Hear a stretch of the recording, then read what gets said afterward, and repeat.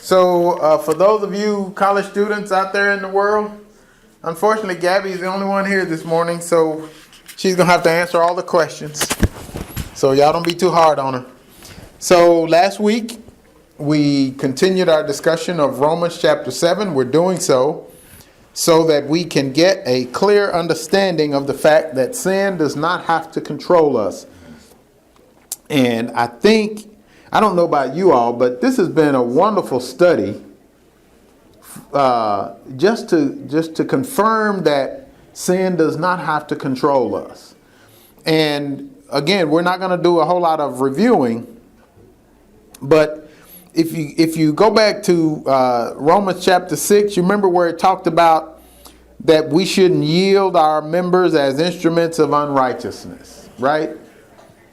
When you look at that word yield, it literally means to give over, just voluntarily give my members, is what he's saying, so that sin and Satan can use me for their work. And boy, I so appreciate, we mentioned this last week, Milton's helping us to remember and understand the idea of slavery, where our ancestors, they had no choice. But in this context that we're talking about here, he really communicates that we voluntarily go into slavery.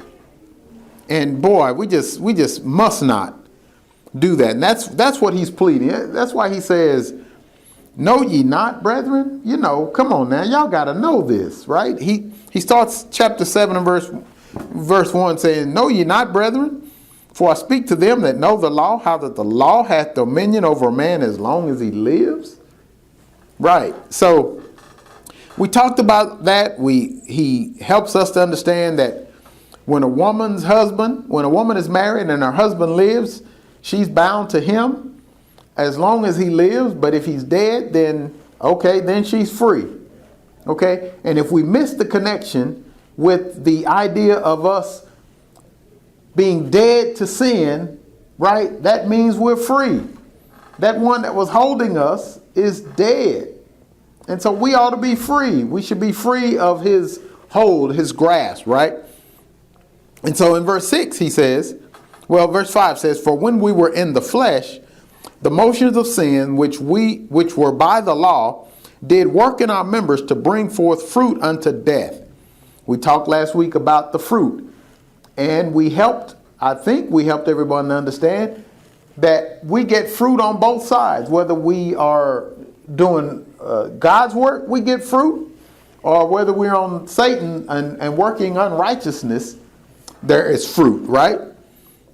So then he says in verse 6, "But now," thank God for the "but now," "but now we are delivered from the law." And when you think about this idea of being delivered, what comes to mind when you hear that word delivered? Free, right? Okay. And so I went and looked it up in the Greek, and it literally means, watch this, to render idle. Okay? Unemployed. Lord have mercy. We gonna serve sin his pink slip. We are delivered to inactivate, to inoperative, to cause a person or thing to have no further efficiency. Ooh, that's good right there. To deprive of force, influence, and power. Okay? So he says we were delivered from the law, that being dead, wherein we were held. Lord have mercy, we were held. He said that we should serve in newness of spirit and not in the oldness of the letter. Okay? He said we should. It doesn't necessarily mean that we are, but he says that we should serve. And the Holy Spirit, y'all, he doesn't just arbitrarily pick words. That word "should" is there because, Lord have mercy, we know what we ought to do, but sometimes we don't want to do it. And we're going to see that here in the latter part of chapter 7. So then he says, what shall we say? Is the law sin? God forbid. Nay, I had not known sin but by the law, for I had not known lust, except the law said, thou shalt not covet. We talked about that last week. Remember we used the example of your parents as you were kids saying, don't mess with those cookies over there in that pantry or in that drawer. And I remember Dejan saying so vividly, it brings to mind a question in my mind as soon as they say, don't mess with those cookies. Now, of all the questions he could have come up with, he said the one that comes to his mind is, what's going to happen to me when I eat those cookies? Not if I eat those cookies, when I eat those cookies. You know what he communicated there? It's a foregone conclusion. I'm going to eat those cookies that I've been told not to eat. Right? And I hate I didn't make that point last week, but that's kind of what I'm gonna move over here. So Milton, you'll get in the picture too. We're a close group this morning. Okay, so this idea that sin, when the law came, all of a sudden now sin comes, and this the nature of us, our human nature. Whatever the law says, we want to try to go around it. We want to try to do our own thing. And so Dejan's question, what's going to happen to me when I eat these cookies? Okay. So that's what he says here. That's what he's communicating here in verse 7. But then I thought about it some more. Verse 8, but sin taking occasion by what? By the commandment. Okay. So I went and looked that word occasion up. And I want y'all to hear this. It says, a place from which a movement or attack is made. A place from which a movement or attack is made. A base of operations. See, sin uses the commandment as its base of operation. That's where it sets up his attack. Metaphorically, that by which endeavor is excited and from which it goes forth. That which gives occasion and supplies matter for an undertaking, the incentive. Okay, so that's what sin does. So the law says, don't speed. Okay? I know that's what the law says. Well, if they didn't want us to speed, they shouldn't have put all this power under this hood of this car. You know, my car has 160 on the speedometer. There is nowhere you can go 160. Is there? Not in the U.S. Not in the U.S. On the Autobahn, I understand you can go as fast as you can go. Right? I ain't never been there. You ever been there? I have been there. People tell me about that. That's got to be pretty exciting. Come on, sit over here because we're a close group. Sit over there, right there. Got a spot for you. Okay, so sin takes occasion by the commandment. Sin uses the commandment as its base of operation. Okay. So don't mess with those cookies in that cookie jar. That's the base of operation. So now I'm trying to figure out how I can get those cookies. You know, and if the cookies are in a cookie jar, there is no way Mama's gonna know how many cookies are in there. Oh, you kind of smiled and whimpered on that one. See, that's kind of how we think. You get it? Okay. So then he says, but sin, taking occasion by the commandment, wrought in me all manner of concupiscence. That is, that desire for what is forbidden. That's what happens. Anytime somebody says, don't mess with that, our mind says, why not? I wonder why. I wonder what's going to happen. I wonder, you know. And so that's how sin works. When we find out something is forbidden, that's the one thing that we want to mess with. All right? Okay. So then he says in verse 11, sin takes occasion by the commandment, deceives me, and by it slew me. We made the point that Paul is writing here. He didn't die physically, But he says it slew me. Okay, now we're about to get down into this part that's really kind of challenging to read. Okay, so he says, wherefore, verse 12, the law is holy, and the commandment holy, and just and good. We need to understand that the law, the commandment, is good.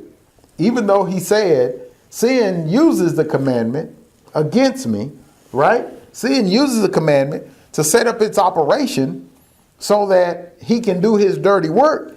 But we got to remember that the commandment is good.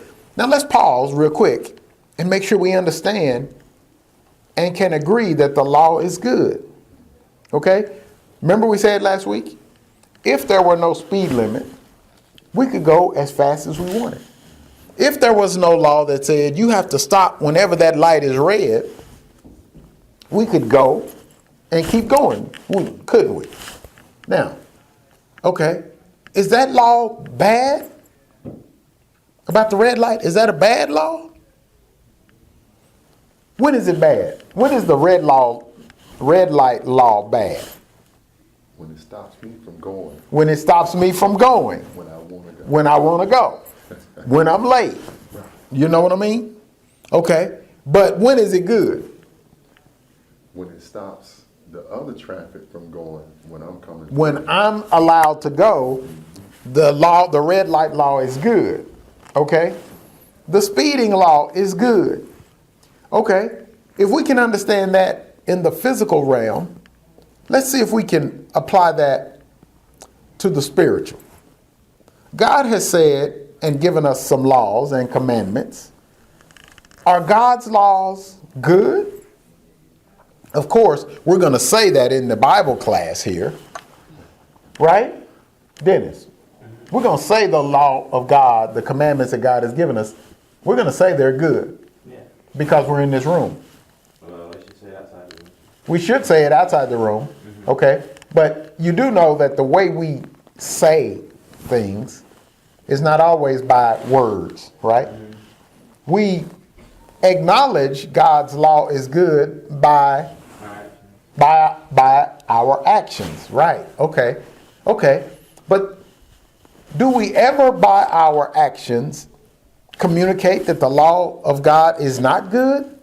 Okay. When? When you overreact. When we overreact. Explain. Just like different situations. You might not act like you're Christian. Move your BlackBerry. Man, that's a big old BlackBerry. That's bigger than the BlackBerries I remember. Yeah. That's that new one, right? Okay, so say that again now. Sometimes we might not always act like we're the Christians. Sometimes we don't always want to act like we're Christians. Mm-hmm. Well, not probably that we don't want to, but maybe we just don't by, overreacting, not thinking. By overreacting. Mm-hmm. I'm struggling with your use of the term overreacting. Help me to understand. When you act without thinking. Oh, okay. I got you. Okay, so God, give me an example, if you don't mind, in your personal life when the law of God has said something and you overreacted. Maybe I blew the horn at someone just because they cut me off. Okay. That might be one. He's going to go real safe. I can keep going. Yeah. Start off with something. You just blew the horn at him? You didn't say some words? No, I don't like saying words. You don't like saying words? Nah. You let the horn say the words, what you're thinking. Mm-hmm. Yeah, Yeah, I don't know. Seemed like I remember Jesus saying you might as well, might as well do it if you think it. Mm-hmm. Yeah. Okay. Gabby, can you, because he's being real. I gave you the example. He's being real safe. Yeah, no, you did. But Gabby, can you think of a time when the law of God seemed right, but you knew it was right, but your actions said you didn't think it was right? I think when I was in college, my first college, I did some things that I knew I wasn't supposed to do, but at the time it felt right. Right. But I knew I wasn't supposed to be doing it. Right. okay, it felt right. See, okay, it felt right. Isn't it interesting she used the word right? It felt right. Okay, God's law is right. God's law is always right. Would you say so, Milton? Yeah. God's law is always right. Okay, but she says, and I so appreciate. She said it felt right. Those things she was doing felt right. See, that's what sin does. You remember him saying it deceived me?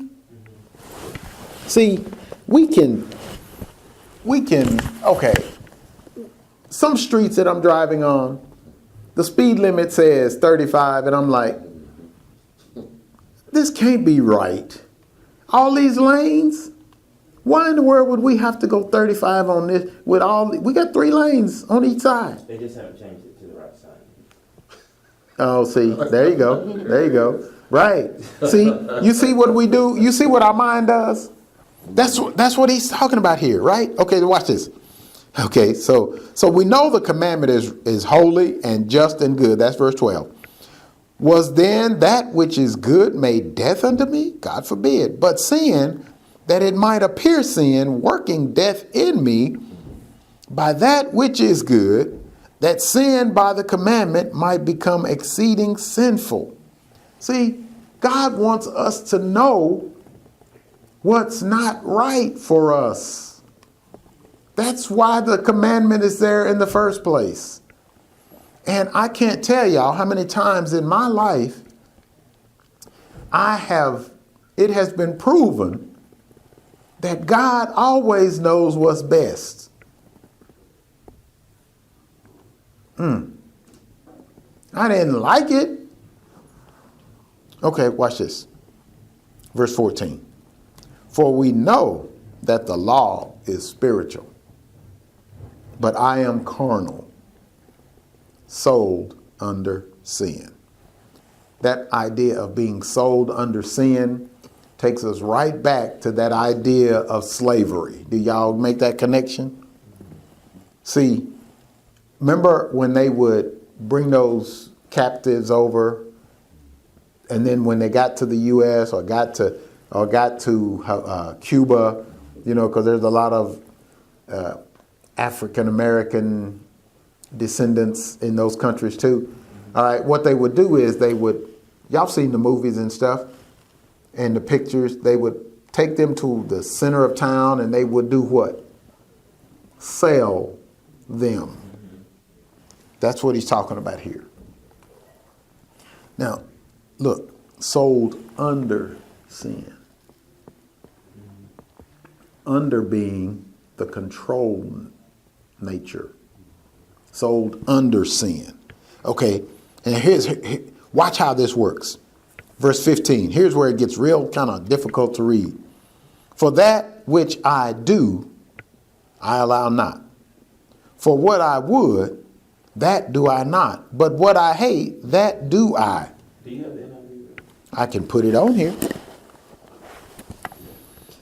NIV. You have the NIV pulled up? Read it. Let's hear what it says. It says, I do not understand what I do for what I want to do. I do not do, but what I hate, I do. What does that mean? It says, I don't understand what I do. Meaning, like you do something you don't get until later. Or you don't recognize what you do until later. And then it's like, for what I want to do, I do not do. So, that can go to anything. It's like, you have to force yourself to do what's right. But sometimes you don't always do it. And then it says, but what I hate, I do. So, like procrastination, I feel like it goes from anything from, like that'll be starting off small, but the same concept. About procrastination. And why is that? Is because we know what we should be doing? Yeah. Is that a fair statement? Yeah, that's why I was like a fair example of what we're talking about. Because it can go from like procrastination to like marriage, you know what I'm saying? So why do we have this conflict? And before we go down that, is that a fair assessment of what he's saying right there in that verse? That he's conflicted, right? He's talking about what he ought to do, he does not, and what he hates is what he ends up doing. It's Does like, that sound like a conflict? yeah, it's like a fight between like instincts and law. So the ESV says, "For I do not understand my own actions," and that's I think a better translation for when the King James says, "For that which I do, I allow not." So he says, "For I do not understand my own actions, for I do not do what I want, but I do the very thing I hate." So Milton is asking about this idea of being conflicted. Okay, what does that mean when you hear conflict? It's like opposing forces. Opposing forces. There's a battle going on, right? And do you remember last week we talked about the idea of us being spirit and flesh, right? Do you remember him saying just before we looked at this, he says, "For we know that the law is spiritual." Okay, if the law is spiritual and we have a spiritual nature, remember we talked about those two wolves and how which one is going to win is the one that we feed. Okay, if the law is spiritual, this is how we get and feed that spiritual is through the law, through the word of God, right? But he says, "But I am carnal," or the ESV says, "But I am flesh." So the flesh and the spirit war against one another. And that's why sometimes I have found myself knowing that this is right, but I still want to do that which I know is contrary to what is right. And that's what he's talking about here in verse 15. "For I do not understand my own actions. For I do not do what I want, but I do the very thing I hate." Okay? So, anybody been there before? Okay, watch this. Verse 16 says, "Now, if I do what I do not want, I agree with the law that it is good." In the King James it says, "If then I do that which I would not, I consent unto the law that it is good." Verse 17, "So now it is no longer I who do it, but sin that dwells within me." Okay, now, let me remind us why we came to Romans in the first place. We came to Romans in the first place because we were looking in Mark chapter 5, and we looked at this guy whom Jesus came upon as they were passing through. And this guy was possessed with unclean spirits. And he was cutting himself. He was doing all kinds of bad. The people were so afraid of him, they tried to shackle him and handcuff him. But he was so strong, he would break those things. You couldn't even pass by without him trying to mess with you. Y'all remember that? Okay. This is why we came to this passage right here. To show the controlling nature of sin and those unclean spirits that get in us. Okay? So this is why there's a conflict within us, because we know what is right, but this fleshly part of us says it doesn't matter what is right. It doesn't matter what the law says. You ought to go ahead and do what you want to do. So what is he trying to get to, like later on into what he's saying? Like this example he's giving. What is he? Like from 14 to 21. Okay, you're asking us to jump all the way down to 21. We're trying to get there. Okay, so what he's trying to get to is what he just says in 14, actually. "For we know that the law is spiritual, but I am of the flesh, sold unto sin." So is he trying to say it's two separate things, or it can be, or you can separate it? It is always two separate things, the flesh and the spirit. And we will always have that conflict because we are flesh and because we are spirit. Okay, let me correct something I just said because it just hit me. we won't necessarily always have that conflict. If whichever one we give over to, then we won't have a conflict. In other words, if I just decide I'm tired of trying to be this Christian, I'm just going to live and satisfy my flesh, there won't be a conflict. And I'm going to show you something here in a minute as to how that can come. But by the same token, if I decide I'm going to really totally commit myself to God and allow that spirit to work, then I won't have that conflict. So like in verse 17, it sounds like they're trying to say that like, I know, so my translation says, so I am not the one doing wrong, it is sin living in me that does it. Right, What does okay. that mean? What does that mean? Yeah, because like in verse 21, he said, I've discovered this principle of life. Right. And then like in verse 18, it's like, or wait, I read something that was kind of funny. It's like, okay, verse 20 is like, but if I do what I don't want to do, I am not really the one doing it. It is sin living in me that does it. So it kind of seems like he's saying that like, if I know what I'm doing wrong and I still doing it wrong, it's not me that's doing it, it's the sin. But like, that, I feel like that might not be right. well, It says that- but that's why the context of why we're here is important. So we got to look at the whole thing. We got here, and Brother Bradley just kind of recapped it. We got here because we were talking about the man who was controlled by those unclean spirits. And ultimately what happened was that Christ had to come to free this man of those unclean spirits. All right? So the question was asked, then, how does that apply to us today? The difference in today, when this happened to the man in Mark chapter 5, Christ had not fulfilled, right, all of the prophecy. Right. So what he's talking, and this is the context that we're talking about here. The law, in effect, is a contract, right, between God and us. This is, if you do this, this is the compensation, the reward for what it is. Yeah. All right? So earlier in this chapter and in chapter 6, we even talked about the idea that the payment for transgressing the law is death. All right? Yeah. So we got to keep all that context in mind. But, and they use but quite a bit here, but Jesus came, all right, and he paid that price, which was death.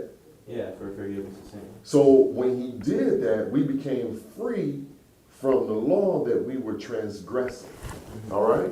So there were a couple of things that was happening in 6 and 7, which is great because we're going to get into that again when we get into Galatians.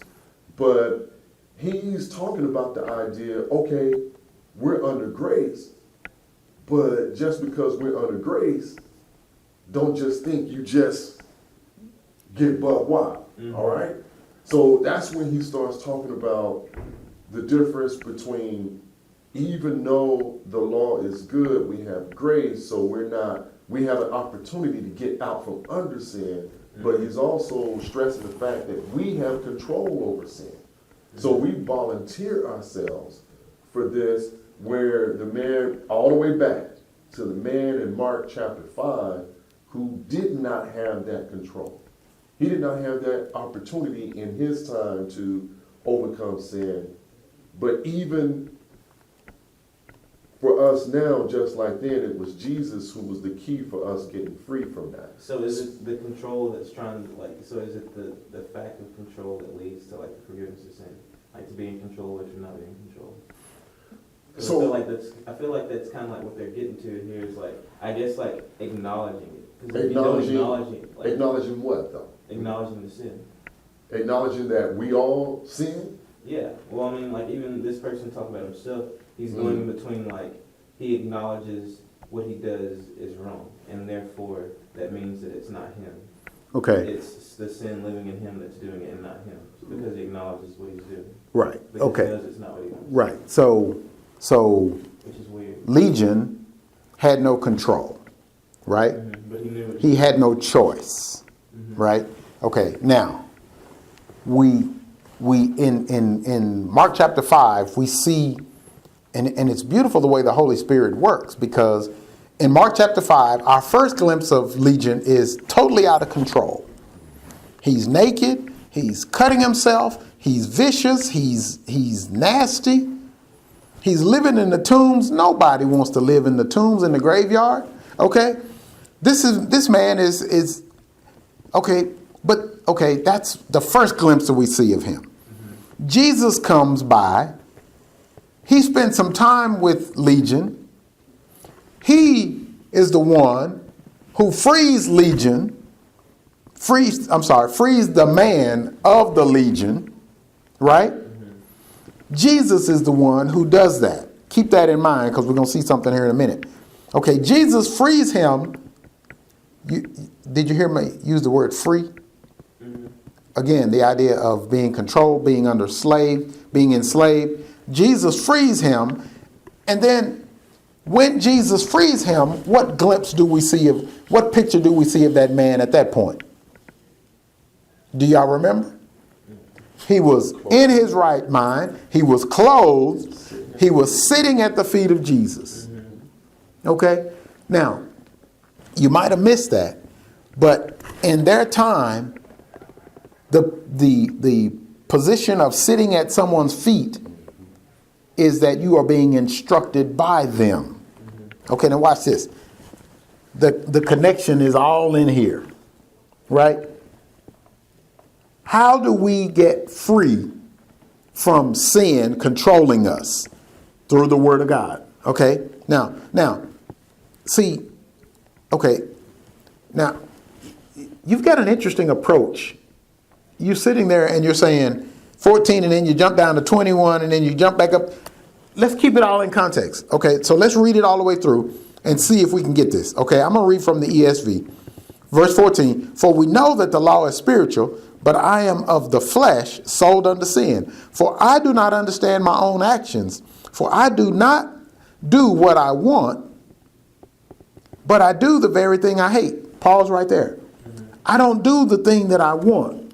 See, my spiritual nature says I want to do what God says do. But I'm not doing that. I'm doing the very thing I hate. Now, if I do what I do not want, I agree with the law that it is good. So now it is. So I think it splits in two cases, because it's either you are doing it or it's the sin living in you. Okay. It depends on what position you're in. I think. But we haven't gotten to that. Yeah. Just hold on for a second. So now it is no longer I who do it, but sin that dwells within me. Okay? For I know that nothing good dwells in me, that is, in my flesh. For I have the desire to do what is right, but not the ability to carry it out. I like the way the King James reads on verse 18. For I know that in me, that is, in my flesh, dwelleth no good thing. For to will is present with me, but how to perform that which is good, I find not. Okay, verse 19. For I do not do the good I want, but the evil I do not want is what I keep doing. Now, if I do what I do not want, it is no longer I who do it, but sin that dwells within me. So I find it to be a law that when I want to do right, evil lies close at hand. King James says, for I find then a law that when I would do good, evil is present with me. For I delight in the law of God, where? In my what? I'm sorry? I'm reading different. Okay, you delight with the law in his heart. Verse 22. In his heart. Okay. King James says, for I delight in the law of God after the inward man. The ESV says, for I delight in the law of God in my inner being. Yeah, this mine says, I love God's law with all my heart. Right. Okay. Let's use that. Yeah. I love what? I love God's law with all my heart. I love God's law with all my heart. How can we say that? Seriously. Listen. Okay, listen. Milton's married, I'm married, right? You want to be married one day? Okay. Would you want your husband to love you with all his heart? Okay. Dennis, do you want to be married one day? Okay. Do you want your wife to love you with all her heart? Okay. Now, if she then goes and gets with another man, is that proof that she loves you with all her heart? No, You sure? I think I answered that question. Right. Okay, but watch this. How many times have you seen people who say, who's been caught cheating on their spouse, and they say, but I love you? I'm just trying to make this, I'm trying to get us to connect with what this conflict that Paul is talking about here. Okay? He says, verse 23, but I see in my members another law warring against the law of my mind and making me what? A slave to sin that dwells in my members.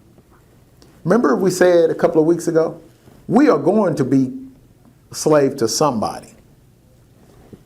Right? Yeah, but see, my whole thing is like, I'm trying to figure out why, like, this, I mean, I don't want to say, like, why this is important, but, like, I just thought it was weird how in verse 21 he said, I've discovered this new principle. Like, I'm wondering, like, why they thought that this would be a principle that they should, you know, talk about when talking about struggling with sin, because he says it's inevitable. So, I mean, like, why does he want us to know it's inevitable? Or why does the person who wrote this part of the Bible, why do they want us to know that it's inevitable? Like, we're supposed to not try to avoid it? Okay, look. You say, all right, what are they hoping we get out of it? you say, just like he says, I love the law of God. I love God. I love his word. I love everything about being a Christian. That's his conflict. Right. But I also find myself wanting to do stuff that I know I shouldn't do. Yeah, this whole section is a big confliction. It is, right. Okay, so that's why he wants us to understand there is this principle.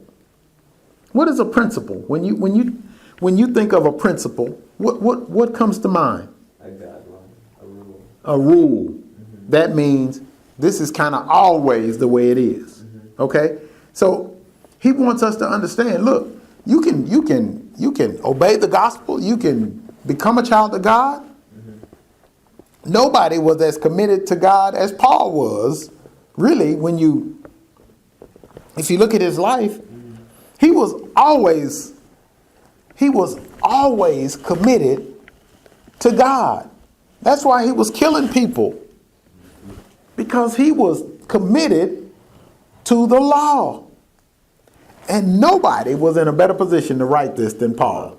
About the law than Paul, right? Okay. He was committed to doing what God's law said.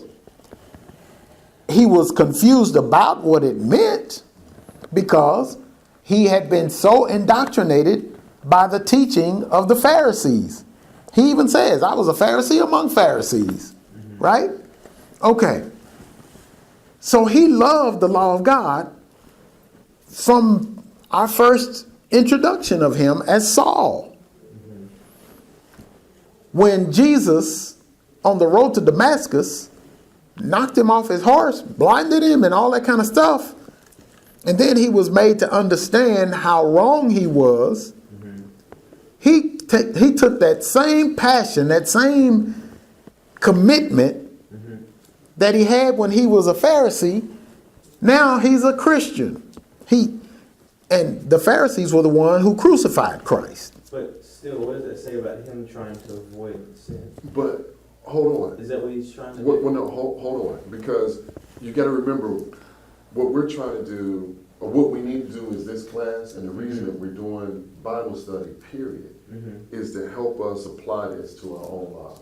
Yeah. So at the end of the day, what Paul is telling us, and I've seen, now I don't know what y'all's walk has looked like, but I've seen people who feel like, okay, I'm a Christian now, I got it made. Yeah. All right? We know that's not the truth, right? Is that not what he's telling us right here? Wait. How do you know that's not the truth? These people who say, now that I'm a Christian, I got it made. How do you know that's not the truth? Because like, it's hard to have it made. What do you mean? It's hard to have it made. Like, something's bound to happen. Okay. You just communicated what the principle said. Something is bound to happen. Whenever I'm trying to do right, something is bound to happen. Yeah. So I mean, like, but what does it say about like? I mean, it doesn't mean don't try and do right. That's not. That's That's one option, but that's not the right one. That's It's like, that's It's that's like D that you like when you're like you look at your ABC options, like that's when you want that first. But there's a lot of options in this case. Okay, I'm but- just trying to figure out. but you just communicated why he is going through this dialogue. You don't. The option is you don't. We don't have to sin.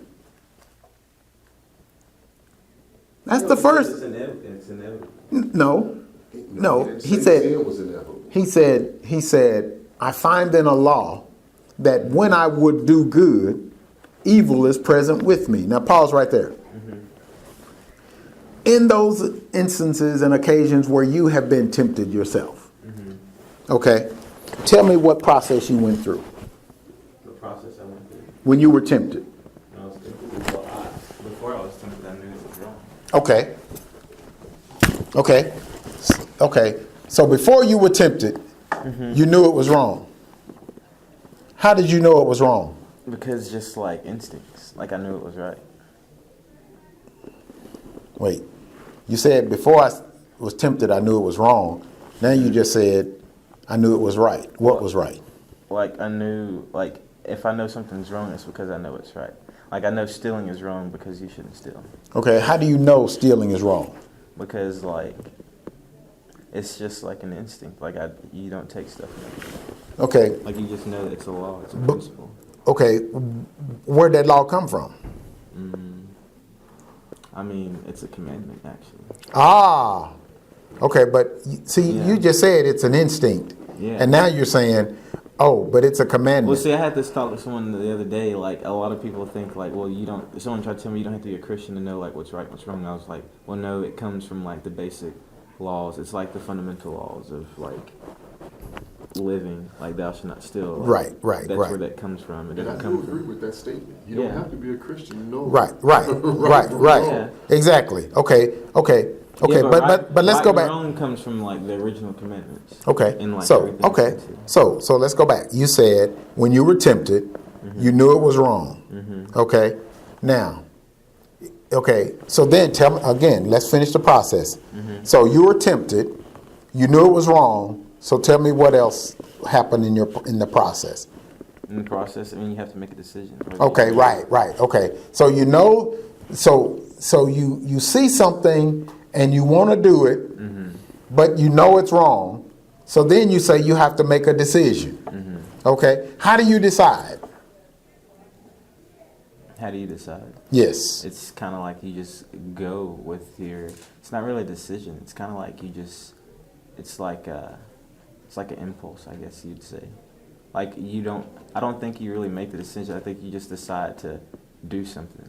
I don't know. It's weird. It's hard to think about. You just act. Okay, but you just said I don't think you make a decision. You just decide to do something. Well, you just Decide well, is I a mean, decision. You act. You act. We Yeah. cannot act without making a decision. We cannot Well, I act think- without well, I making a think when decision. you act, I think it's more like bodily. It's like what you want to do versus like what you want to do that's right. So when I Bodily. Say, when I say like when I say Wait. you act, Wait. Bodily. You use the word bodily? Yeah, it's like That's the flesh. yeah, that's what I'm saying. Yeah. So when you act, that's what I'm saying. Like when you act, it's more like you're not being spiritual. In that case, you just act. Okay. Like that's how you make the Okay, but- decision. but- Your decision is to act. Okay. Versus to, I don't know what you'd call the other decision. Okay, but yeah. But watch this. You just As you act. were thinking about it, you were tempted. You knew this thing was wrong. Okay. The fact that you even thought about the thing being wrong says that the Spirit is speaking to you. Do you Other hear? people don't have that. Other people don't go through that decision. They just act. I feel like Some people, right. because they're not aware. They're not aware of it. Yeah. I want to get to this. Okay. Let me just. Okay. Keep that thought, because we got to get down to this. How much time we got? Gosh, darn it. And that's what I was Okay. talking about. Watch So, this. Like, in this case, there's a conflict because he was aware of it. And that's what I'm saying. For some people, they don't even understand. They don't even think this. Oh, this isn't right. Okay, let me show you why. Okay, verse 23 says, but I see in my members another law. Wait. He says, Are you talking about 21? 23. okay, well let's go back to 21. 21 says, so I find it to be a law that when I want to do right, evil lies close at hand. Right? For I delight in the law of God in my inner being, but I see in my members another law in my what? In my what? In my what? Another law. No, in my what? My mind. Okay, yours says heart. Verse 23 in the King James says, but I see another law in my members. Okay, let's go back up to chapter 6. Wait, you can in just a second. Verse in chapter 6, he says, don't yield your what? Members. Do you see that? So he's continuing this thought that these members are what gets us into trouble.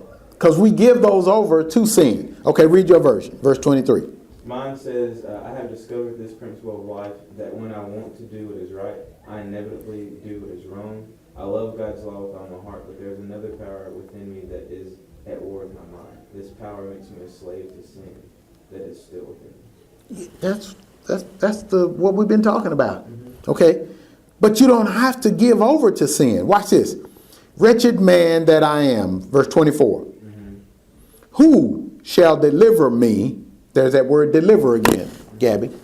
Who shall deliver me from the body of this death? Okay? I need somebody to deliver me. I need somebody to rescue me, to get me out of this slavery. Okay? So who's going to do that, he asks. Verse 25 says what in your version? It says, thank God the answer is Jesus Christ our Lord. Huh. So you see how it is. In my mind, I really want to obey God's law, but because of my, and this is the last verse of the chapter. It says, in my mind, I really want to obey God's law, but because of my sinful nature, I am a slave to sin. For how long? Obviously until you die. But it's talking about you're a slave to sin. But do not forget the reference back to 6, where he says, don't yield your members as instruments of unrighteousness. Which members, like your body? Yeah, that's what Yes. refers to. But your body, this body right here, does nothing without this up here. We don't do anything until we make a decision up here. That's why he keeps talking about the mind. That's why he keeps talking about the mind. Okay, now, I want us to go over to the first chapter of Romans. I want us to see something.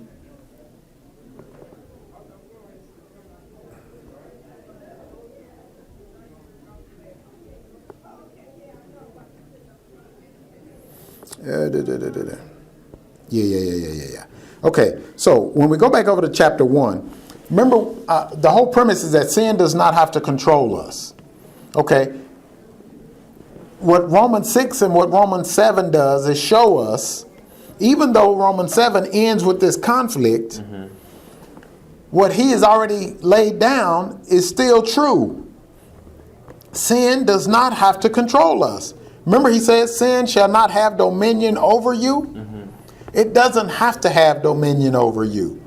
But just like we talked earlier, when Abraham Lincoln, this was a couple of weeks ago, when Abraham Lincoln freed the slaves, how many people decided they still wanted to work for the master? You know there were some. Okay. Jesus, he said in the last verse of this 7th chapter, that Jesus freed us from the master, but we can still decide if we want to serve the master or serve God. All right? Now, what God will do is that, read Romans chapter 1. We'll take just a few minutes next week but also read Galatians chapter, is it 1? We're going to start with 1, Milton? Start with one. Galatians. So read Romans chapter 1, and we're gonna make that real quick because I want to show you why all of a sudden individuals end up and sin is in control of them. Right? Okay. But even then, you're going to see that it's not sin that took control. We still gave it over to him. All right? Because I want us to understand sin does not have to control us. Okay, and then we'll get into Galatians chapter 1. All right? It won't take but a few minutes next week to get into, to finish Romans chapter 1. All right? See if y'all can figure out what I'm talking about why man ends up in a shape where sin is controlling. Don't leave your cup there, bro. All right? Prayer request.